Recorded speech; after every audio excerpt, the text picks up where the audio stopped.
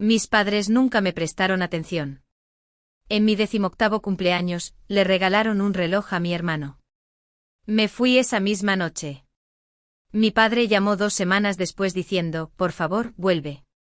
Tenía 16 años cuando empecé a contar los días que faltaban para mi 18º cumpleaños, no porque tuviera prisa por ser adulto, sino porque sabía que era el día en que legalmente podría marcharme por fin.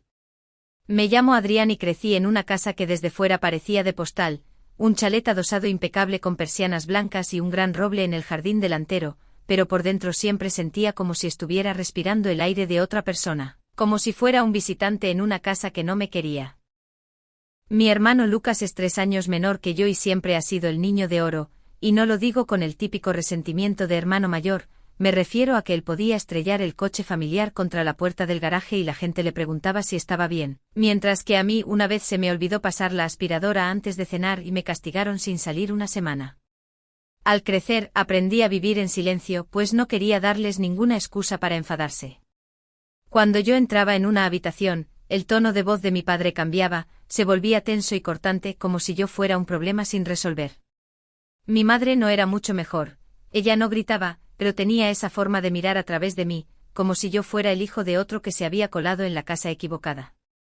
Lucas, por otro lado, tenía esa sonrisa fácil, carisma y el don de estar en el lugar adecuado en el momento justo.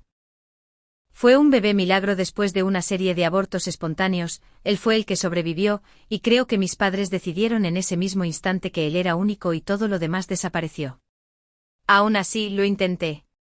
Sacaba buenas notas, me mantenía alejado de los problemas y trabajaba a tiempo parcial reponiendo estanterías en el supermercado Mercadona para ahorrar dinero para la universidad, ya que sabía que ellos no me ayudarían. Cada vez que surgía el tema de mi futuro, mi padre solo gruñía y decía, «Eres listo, ya te las apañarás». Lucas, en cambio, recibió un portátil nuevo de última generación por su cumpleaños porque lo necesitaba para el instituto, aunque se pasaba la mayor parte del tiempo jugando y haciendo scroll en TikTok. Recuerdo que una vez le pregunté a mi madre si podía pedírselo prestado para rellenar las solicitudes de la universidad y ella dijo, «Pídeselo a tu hermano», lo hice y él dijo que no. Así que cuando por fin llegó mi 18º cumpleaños, la mayoría de edad en España, no esperaba nada, quizá una tarjeta o una cena familiar, ni siquiera esperaba un regalo, simplemente necesitaba, no sé, un minuto para apreciar que había sobrevivido 18 años en una casa que apenas me toleraba, que tal vez me vieran. Mi cumpleaños cayó en sábado aquel año, no tenía que trabajar, así que me levanté tarde y bajé las escaleras esperando que alguien me felicitara. Pero en su lugar encontré a mi padre en la cocina atando un lazo alrededor de una elegante caja negra y a Lucas dando saltitos sobre los talones como un niño en la mañana de Reyes. Me quedé allí medio dormido, observando ese pequeño intercambio entre ellos como si fuera un intruso, hasta que mi madre sonrió y dijo, «Llegas justo a tiempo, venga, Lucas, ábrelo». Nadie me miró, nadie se dio cuenta siquiera de que yo no había hablado todavía. Lucas rasgó el envoltorio y soltó un grito ahogado fingido como si le hubiera tocado la lotería. Dentro había un reloj plateado de aspecto caro con correa de cuero y números romanos. «Dios mío, papá, esto es una pasada», sonrió Lucas mientras se lo ponía en la muñeca, «ahora no necesito pedirte prestado el viejo». Mi padre se rió y le revolvió el pelo diciendo, «Bueno, te lo mereces, hijo, has estado trabajando muy duro últimamente». «Duro». El mayor logro del chaval esa semana había sido liarse con una chica de su clase de química. Los miré inmóvil, esperando que alguien recordara por qué ese día era importante, hasta que mi madre finalmente me miró y dijo, «Adrián, no pongas esa cara de amargado, no siempre se trata de regalos. Cuando seas mayor te darás cuenta de que lo que importa es en quién te conviertes, no lo que recibes». Me dolió como una bofetada, lo dijo con ese tono tranquilo y condescendiente que usaba a menudo cuando intentaba parecer sabia, como si yo fuera un niño avaricioso que no entendía nada. Intenté asentir, pero se me cerró la garganta y murmuré, «Pensé que íbamos a comer tarta». Lucas comentó despreocupadamente, «Ah, ya lo hicimos antes», parpadeé mientras dormías, «¿comisteis tarta sin mí?». Mi madre respondió rápidamente, «Era solo una cosa pequeña, nada importante». «¿El nombre de quién estaba puesto?», pregunté, y el silencio duró un segundo más de la cuenta hasta que Lucas sonrió y dijo, «¿El mío?». «Quiero decir, fue un esfuerzo conjunto, pero no es tu cumpleaños». «No seas dramático», gritó mi padre, «es solo una tarta». Quise gritar, quise tirar algo, pero en lugar de eso me reí. Fue una risa áspera, corta y no sonaba a mí. Me reí porque si no lo hacía lloraría delante de ellos y no quería darles esa satisfacción. Lucas levantó una ceja como si yo fuera el loco y mi madre me dirigió esa expresión de pena y desesperación, como si yo hubiera arruinado un día perfecto. Esa noche, cuando subí a mi habitación, ni siquiera encendí la luz. Me senté en la cama durante mucho tiempo mirando al suelo e intentando tragarme el nudo de la garganta, manteniendo mis pensamientos claros. Nunca te van a querer como tú quieres. No importa lo que hagas, no importa cuánto te esfuerces, nunca vas a ser Lucas. Finalmente decidí actuar. Cogí mi mochila y metí una sudadera, una botella de agua, un par de barritas energéticas y los 50 euros que había escondido en un sobre al fondo del cajón de los calcetines. No tenía un plan, no realmente, pero tenía mi DNI, el cargador del móvil y un horario de autobuses que había impreso a escondidas en la biblioteca semanas antes. A medianoche, cuando la casa estaba en silencio y todos dormían, me escabullí por la puerta trasera y no miré atrás. Esperaba estar fuera 1 o 2 días, tal vez quedarme en el albergue cerca de la iglesia del centro, tal vez buscar un trabajo a tiempo parcial o dormir en el sofá de alguien si encontraba a alguna persona lo bastante amable. No lo sabía, solo sabía que no podía quedarme. Lo que no preví fue que 2 semanas después mi teléfono sonaría con un número que no había visto en días, mi padre. Dejé que sonara las 2 primeras veces, luego a la tercera contesté, y antes de que pudiera decir nada su voz irrumpió, ahogada y apenas por encima de un susurro: «Tu habitación sigue aquí, por favor contesta, solo dime dónde estás, por favor». Sentí que algo había cambiado, pero no estaba seguro de qué ni por qué, y la parte que más me aterrorizaba era que no estaba seguro de querer volver. No volví ni esa semana, ni la siguiente, ni después del mensaje de voz. Mi padre volvió a llamar 2 días después, esta vez más tranquilo y enfadado, diciendo: «No sé qué crees que estás demostrando, Adrián, pero así no funciona la familia, no puedes simplemente desaparecer». Esa frase me hizo reír un poco, irónico dado que me había pasado toda la vida sintiéndome como un fantasma en esa mansión. Seguí desaparecido, rebotando de un lado a otro. Primero estuve en el albergue de la iglesia, seguido de una pequeña habitación de alquiler gestionada por Luis, un mecánico jubilado con un corazón blando para los perros callejeros y los humanos perdidos. Le daba lo que podía permitirme, 100 euros a la semana por un colchón en un rincón de su taller que había cerrado con contrachapado y cortinas. Olía a grasa y a hierro, pero era cálido y por primera vez, no tenía que seguir las reglas de nadie para vivir. Conseguí un empleo a tiempo parcial descargando camiones en un almacén logístico y pasaba el resto del tiempo rellenando solicitudes universitarias en la biblioteca pública, cuyos ordenadores se desconectaban cada 30 minutos.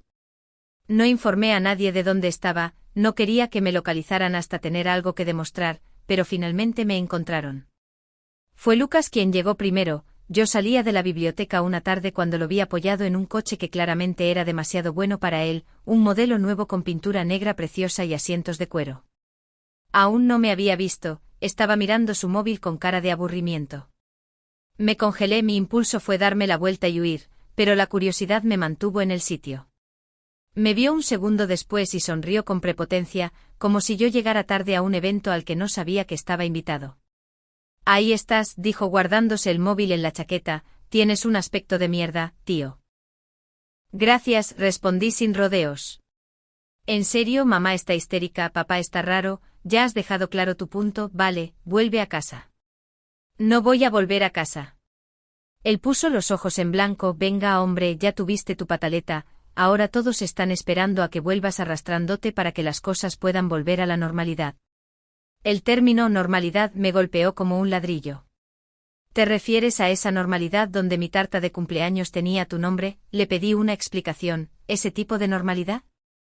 Se encogió de hombros como si hubiera sacado el tema del tiempo. Fue solo una confusión. Siempre te tomas las cosas demasiado en serio, no lo hicieron con mala intención. Tienes razón, les dije, nunca lo hacen con mala intención, ese es el problema. Su sonrisa se desvaneció. Mira, no sé qué tipo de historia triste te estás contando, pero no eres el único con problemas, ¿vale? A mí no me ves huyendo. No, le dije, tú solo ves el mundo doblándose para asegurarse de que tú no tengas que hacerlo.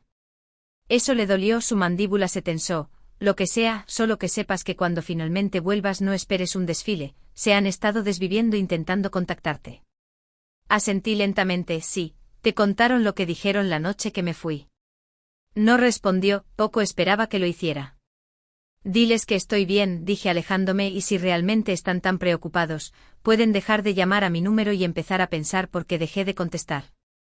Después de una semana o dos, empecé a saber menos de ellos, no más mensajes de voz ni textos, supuse que se habían rendido y pasado página, muy probablemente convirtiendo mi dormitorio en un trastero, un gimnasio en casa o cualquier proyecto que se les ocurriera para llenar el silencio. Supuse que ese era el final hasta que recibí un correo electrónico, no de mis padres, sino de la orientadora de mi instituto, la señora Durán. Era breve e incómodo, como si no estuviera segura de si debía estar preocupada o ser educada. Expresó su deseo de que estuviera seguro y bien, pero quería informarme de que mi expediente académico había sido solicitado y revocado. Según el sistema, mis padres llamaron al instituto e informaron de que yo no iría a la universidad, y que toda comunicación posterior sobre solicitudes debía ser cancelada. Me senté allí en la biblioteca mirando la pantalla sin respirar, lo leí de nuevo, luego una tercera vez, intentaron eliminarme. Contacté con el instituto de inmediato con el pulso acelerado, y afortunadamente la señora Durán respondió, le describí todo, ella lo verificó con una disculpa, pero era evidente que no había escuchado la historia completa. Pasé los 2 días siguientes desenredando el lío y asegurándome de que mis solicitudes no estuvieran dañadas, aunque varios plazos ya habían pasado y perdí una oferta de beca para la que tenía posibilidades reales. Esa noche no dormí y seguía reproduciendo el correo electrónico en mi cerebro pensando qué tipo de individuos se desviven por sofocar el potencial de su propio hijo. Ya no se trataba de control, era sabotaje. No busqué venganza, todavía no, lo que quería era desaparecer tan completamente de su historia que un día tuvieran que explicar a alguien por qué su hijo primogénito nunca volvió a casa. Pero el destino tenía otras ideas, porque un mes después recibí una carta en el correo, una carta real, papel y sobre sin remite, solo mi nombre escrito con la letra de mi padre. Dentro no había disculpa, había una lista, una auténtica lista con viñetas de cosas que tenía que completar antes de que pudiéramos hablar sobre mi regreso a casa. Tenía joyas como, deja de culpar a otros por tu infelicidad, pide perdón por marcharte y hacer ghosting a tu familia, reconoce los sacrificios que hicimos por ti, entiende que hacemos lo que hacemos por amor. La leí en silencio, luego me reí porque, ¿qué más podía hacer?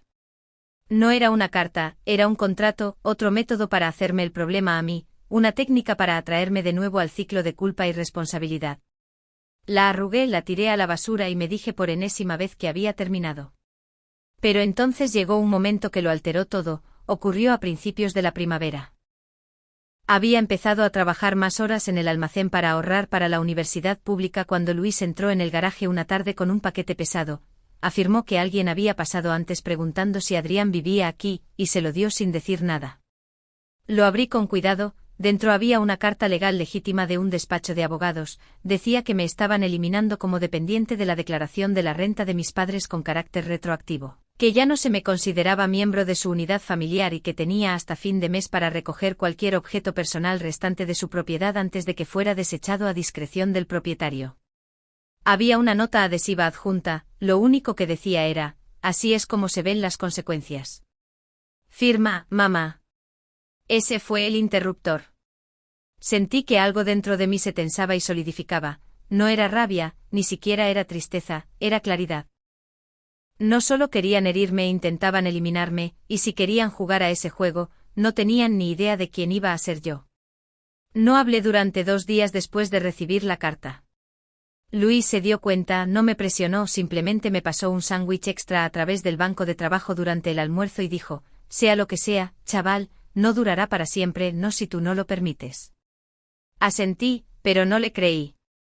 Tocar fondo no necesariamente parece una caída catastrófica, a veces es simplemente silencioso, un dolor profundo que se queda en tu pecho y nunca se va, es volver a casa de un turno doble con los dedos doloridos, las botas empapadas y darte cuenta de que no tienes una casa, solo un garaje sin aislamiento y una cortina para tener privacidad. A las 3 de la madrugada, sentado en la habitación fría con la sudadera sobre la cara, te das cuenta de que tu familia te ha dado por perdido como una mala inversión. No habían terminado conmigo, me castigaron por irme, y yo ni siquiera tenía nada por lo que volver, algo de ropa y una estantería de libros que había acumulado a lo largo de los años, mi guitarra si no la habían vendido o tirado ya. Pero aún así, me sentía vacío sabiendo que mi nombre, mi espacio y mi existencia en esa casa estaban siendo borrados como si yo fuera una mancha en su imagen familiar perfecta. Lo peor de todo es que casi me derrumbo. Esa semana me salté 2 turnos, no respondí cuando Luis llamó a la puerta, no miré mi correo, no comí mucho ni dormí, solo me quedé allí tumbado escuchando el viento golpear contra la puerta del garaje, preguntándome qué estaba haciendo. Pero entonces algo tonto me rescató. ¿Un libro? No, no cualquier libro, mi libro. Creía haberlo perdido durante la mudanza, estaba enterrado en el fondo de mi mochila, una copia con las esquinas dobladas de Hacia Rutas Salvajes de Jon Krakauer. Lo había leído 3 veces anteriormente, pero esa noche lo abrí y me encontré con una frase que había marcado en tinta roja años antes: la felicidad solo es real cuando es compartida.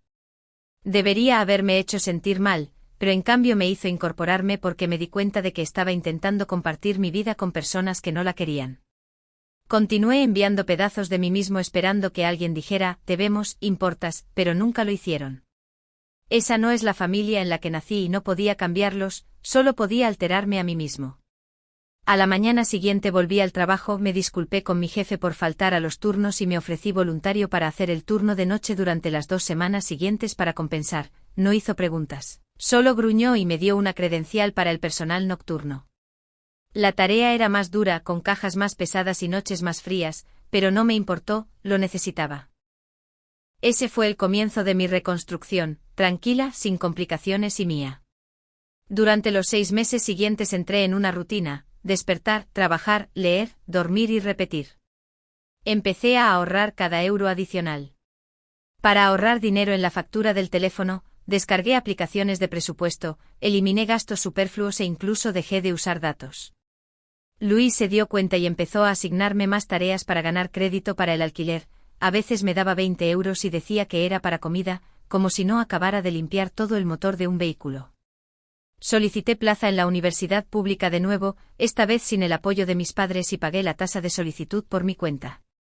Lloré después de enviar un ensayo brutalmente honesto, no maquillé nada, hablé sobre crecer siendo invisible, cómo el silencio puede hablar más alto que las palabras y cómo puedes crearte a ti mismo desde cero cuando nadie te da las herramientas. Las cosas gradualmente empezaron a cambiar. Una noche, mientras fregaba el suelo del almacén, escuché a 2 empleados de logística quejándose de un error de software en los envíos. Yo había aprendido un poco de programación a través de un curso online que había estado tomando, nada significativo, simplemente una clase gratuita de Python, pero les ofrecí una solución de todos modos. La desestimaron al principio, pero 2 días después uno de ellos me apartó y dijo: oye, eso que mencionaste funcionó. Antes de darme cuenta, yo era extraoficialmente el tipo al que acudía la gente cuando sus ordenadores se paraban o sus impresoras se volvían locas. No obtuve un ascenso ni un título, pero la gente empezó a recordar mi nombre, a darme las gracias y a verme. Fue una sensación extraña, ese tipo de extrañeza que te hace sentarte con ella un rato y pensar, tal vez no soy solo ruido de fondo. Mi primer triunfo significativo ocurrió a principios de verano. Recibí un correo electrónico de la universidad, aceptado y con beca. No cubría todo, pero sí lo suficiente para la matrícula si seguía trabajando a tiempo parcial. Recuerdo mirar el ordenador repitiendo la palabra felicidades una y otra vez como si pudiera desvanecerse si parpadeaba demasiado fuerte.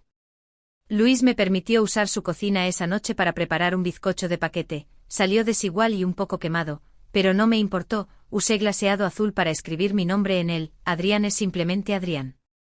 No hubo celebración comunitaria, ni vela olvidada ni sermón, fui solo yo, en un garaje destartalado, lo primero que había hecho con mis propias manos. No llamé a mis padres, no se lo dije, pero supuse que lo averiguarían eventualmente ya que la gente habla, especialmente en nuestra ciudad. Y efectivamente un día en el supermercado me encontré con una antigua vecina, la señora Lorenzo, una señora dulce que solía pasarme galletas cuando mi madre no miraba.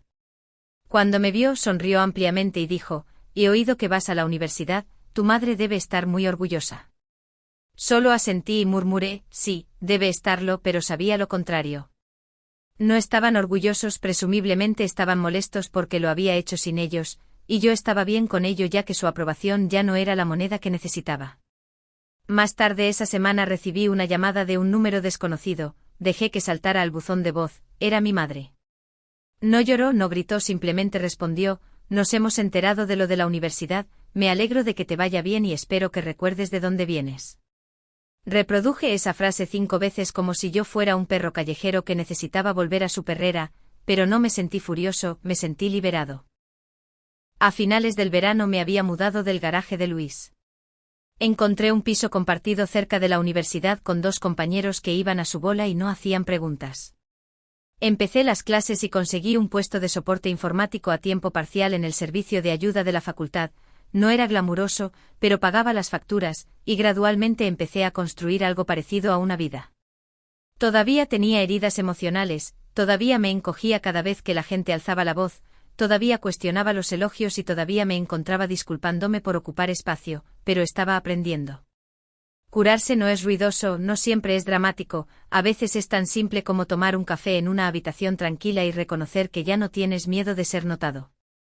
Una noche abrí un cuaderno nuevo y anoté una lista de realidades, cosas que había aprendido, cosas que nadie podía quitarme. Arriba añadí: no necesitas permiso para ser alguien que ellos nunca imaginaron. Y debajo: tu valor no se mide por la decepción de otra persona. Puedes empezar de nuevo, incluso cuando dicen que no puedes. La familia no es con quien naces, es quien te apoya en silencio. Cerré el cuaderno, apagué la luz y dormí mejor que en años. Pero debería haber sabido que no había terminado, porque justo cuando pensaba que finalmente era libre, algo sucedió que me arrastró de nuevo hacia ellos. Empezó con una solicitud de mensaje. Tarde una noche estaba revisando mis apuntes para un examen parcial, sentado en el suelo de mi piso con un burrito a medio comer y 3 pestañas abiertas sobre solución de problemas de portátiles. La señora Lorenzo, la antigua vecina de mis padres, la que tenía un jardín que solía invadir nuestro patio trasero, siempre fue amable pero distante, amistosa a la manera de los vecinos de urbanización. Yo no había usado Facebook en meses, sino más, y solo mantenía la cuenta abierta en caso de emergencias o verificación de identidad. No había hablado con ella en años y el mensaje era simple: hola, Adrián. No estaba segura de si debía decir algo, pero pensé que tenías derecho a saberlo. Tus padres han puesto en venta la casa de tu infancia y el cartel acaba de subir esta semana. Espero que te vaya bien. Miré el mensaje, luego lo releí. La casa estaba en venta. Nuestra casa. Por un segundo no sentí nada, solo vacío, luego algo parpadeó, no era tristeza exactamente ni rabia, sino algo más afilado, más frío. Siempre había asumido que venderían eventualmente, que una vez que Lucas se graduara o se mudara, se irían a algo más pequeño o se trasladarían a alguna comunidad cerrada con normas estrictas. Pero el hecho de que fuera ahora, después de todo, después de cortarme, después de fingir que yo nunca existí, algo en el momento no me cuadraba. Así que hice lo que cualquier persona razonablemente curiosa haría: abrí Idealista. No tardé mucho en encontrar el anuncio, que era una foto brillante y sobreexpuesta de nuestro porche delantero.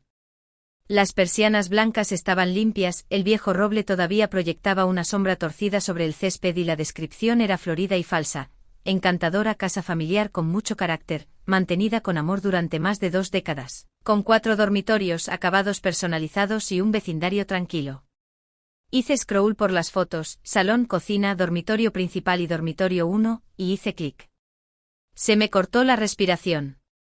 Habían convertido mi habitación en una suite de invitados con paredes neutras, ropa de cama beige y láminas de arte genéricas en las paredes. Todo rastro de mí había desaparecido, ni pósters, ni escritorio, ni estanterías, ninguna indicación de que alguien hubiera pasado 18 años creciendo en ese espacio, como si yo nunca hubiera existido. No solo me empujaron fuera, me borraron. Ahí fue cuando la idea empezó a formarse. Ese fin de semana le pedí prestada una camisa con cuello a mi compañero de piso, imprimí una carta de preaprobación de hipoteca falsa usando una plantilla online gratuita y reservé una visita a través del sitio inmobiliario usando un Gmail falso. No buscaba venganza en ese momento sino curiosidad. No sabía qué esperaba cuando aparqué en la acera en un coche prestado. Tal vez una oleada de emoción, nostalgia, amargura, pero sobre todo me sentí insensible. El porche crujía como solía hacerlo y la puerta principal todavía tenía el arañazo cerca de la parte inferior donde una vez intenté colar un gato callejero. Y la agente inmobiliaria, una mujer animada llamada Sandra con los dientes demasiado blancos, no tenía idea de que estaba caminando por un campo minado. Así que los vendedores están realmente motivados, dijo ella alegremente buscando un cierre rápido, ya han sacado la mayoría de sus pertenencias personales, buscando algo más pequeño ahora que su hijo menor se va a la universidad. Asentí educadamente, dejando que me guiara de habitación en habitación. Apenas escuchaba, mi atención estaba en las paredes, los espacios, la energía y la enorme ausencia de mí. Cuando llegamos al patio trasero, me detuve. La valla era más nueva, Lucas debió haber ayudado a construirla, o al menos posó para una foto mientras otro lo hacía. La casa del árbol que había construido con mi tío cuando tenía 12 años y todavía tenía esperanza, había desaparecido, arrancada. Te daré un minuto, dijo Sandra sintiendo algo en mi silencio. Asentí y caminé hacia la valla trasera, manteniendo las manos en los bolsillos para evitar que temblaran. Esa noche me senté en mi coche mucho después de que el motor se hubiera enfriado y supe que ya no era solo curiosidad, era la guerra. Querían fingir que nunca existí, lo cual estaba bien, entonces me aseguraría de que el mundo supiera exactamente quién era yo y que ellos eran los que me habían perdido. No quería quemar la casa, eso habría sido demasiado fácil, demasiado rápido, quería algo más lento, más inteligente y más permanente. Así que empecé a planear. El primer paso fue investigar y pasé la semana siguiente mirando los registros de la propiedad, quién era el dueño de la casa y cómo estaban sus finanzas.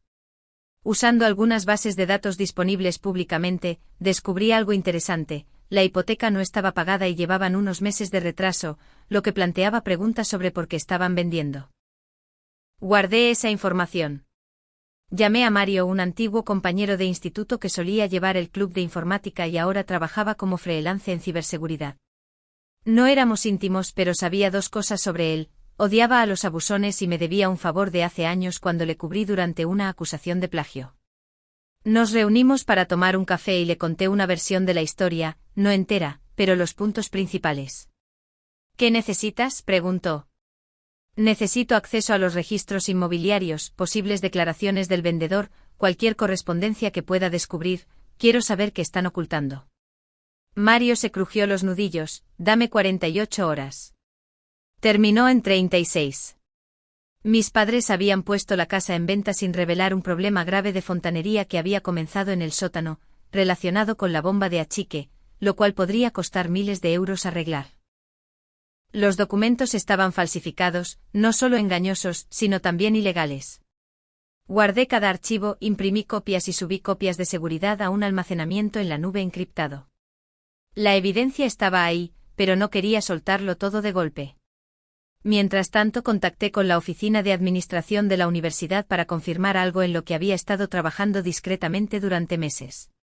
Era elegible para transferirme a un programa de beca completa debido a mi promedio y contribuciones de trabajo y estudio, y me invitaron a hablar en la orientación de otoño como estudiante de primera generación. Ahí fue cuando me golpeó la idea. ¿Y si los invitaba? No directamente, por supuesto, pero ¿y si me veían de pie en un escenario sosteniendo un certificado de beca anunciado ante una audiencia como alguien a quien habían dado por perdido?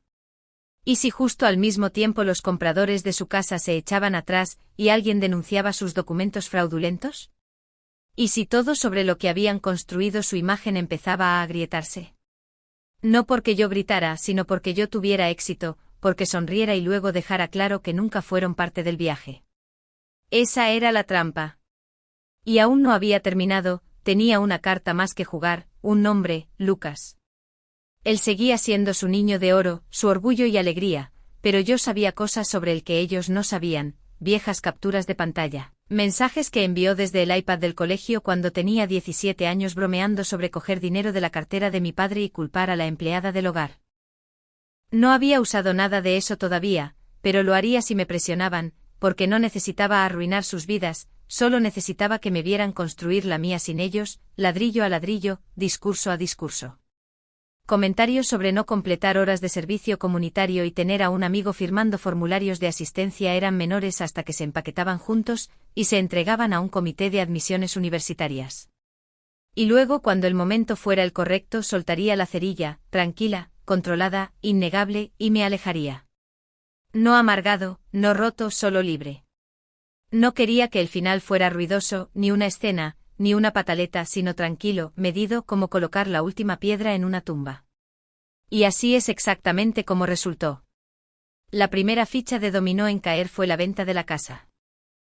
Cronometré todo cuidadosamente, esperé hasta que los compradores hubieran pasado por la inspección, la financiación y todos los pasos largos. Y luego les envié un pequeño paquete anónimo a través de un servicio de reenvío de terceros que garantizaba que no hubiera remite. El pendrive contenía imágenes de la inundación del sótano causada por la vieja bomba de achique, capturas de pantalla de los documentos de declaración fraudulentos y un mensaje escrito que decía: «Esta casa tiene un secreto». Los vendedores no lo repararon, en su lugar lo encubrieron. Si firmas el contrato, el problema es tuyo. Piénsalo 2 veces. Pregúntale a la gente sobre la bomba de achique y mira qué pasa. Las consecuencias fueron inmediatas. Mis padres, que ya estaban retrasados en su hipoteca, estaban a punto de enfrentarse a un embargo si no encontraban un nuevo comprador a tiempo. Pero no podían falsificar el papeleo esta vez porque el problema de fontanería había sido señalado legal y públicamente.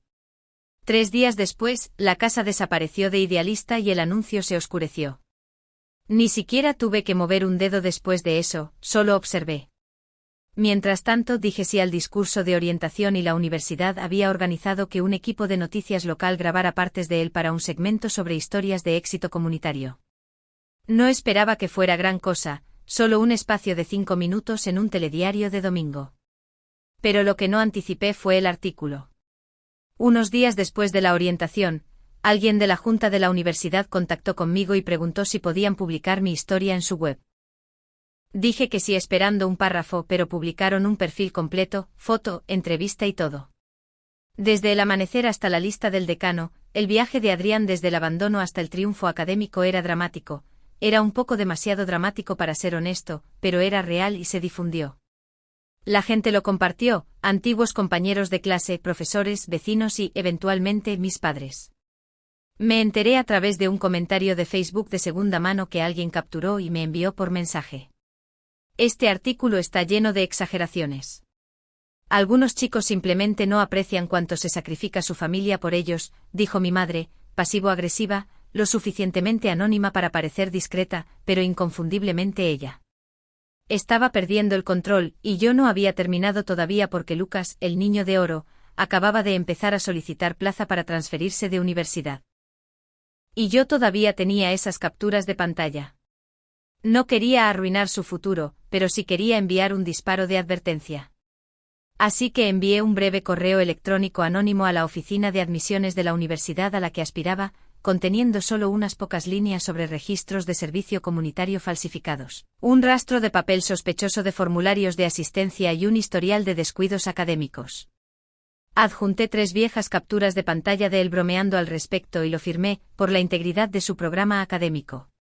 No importaba si actuaban o no, lo que importaba era que Lucas se encontrara con alguien nuevo y nunca se sintiera intocable de nuevo.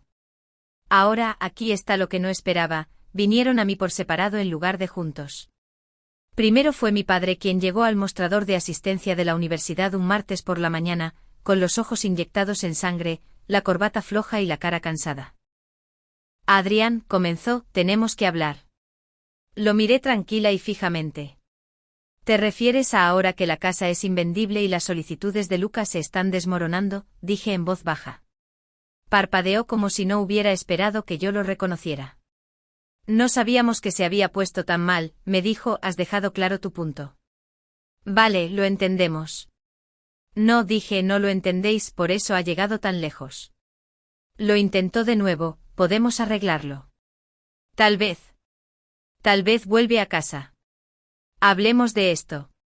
Sonreí un poco y con frialdad, no hay casa, dije, quemasteis ese puente y vendisteis las cenizas. Luego me di la vuelta y me fui. Él no me siguió. 2 semanas después, mi madre me envió una carta. Sin sobre, solo un trozo de papel deslizado bajo la puerta de mi piso en mitad de la noche. Adrián, me doy cuenta ahora de que cometimos errores, pero está siendo cruel. Castigarnos así no te hace mejor que nosotros. Por favor, esta es tu familia. Mamá, no respondí. En su lugar, intenté algo diferente.